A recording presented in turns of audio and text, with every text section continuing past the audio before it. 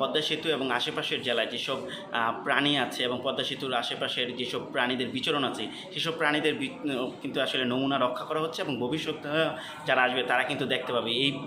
আসলে এই পরিবেশে কোন কোন প্রাণী বেঁচে থাকে। তো এটি আসলে একটা অসাধারণ উদ্যোগ এবং একসাথে এত বড় আসলে এত বৃহৎ পরিসরে কিংবা এত বেশি সংখ্যক প্রাণীর নমুনা কিন্তু অন্যান্য কোনো সেতু কর্তৃপক্ষ অন্যান্য কোনো সেতু নির্মাণের ক্ষেত্রে করা হয়নি। তো এটি আসলে একটি অসাধারণ উদ্যোগ, এটি দেখে আমার খুব ভালো লাগছে।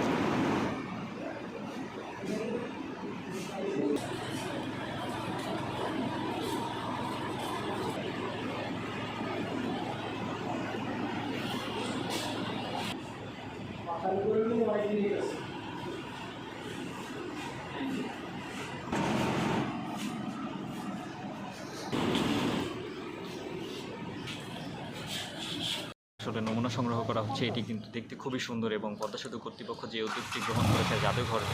নির্মাণে, সেটিও কিন্তু আসলে এই এলাকার মানুষের জন্য অনেকটা খুশির খবর। কারণ এটি যদি উন্মুক্ত করে দেওয়া হয় তাহলে কিন্তু অনেক মানুষ এখানে আসবে এবং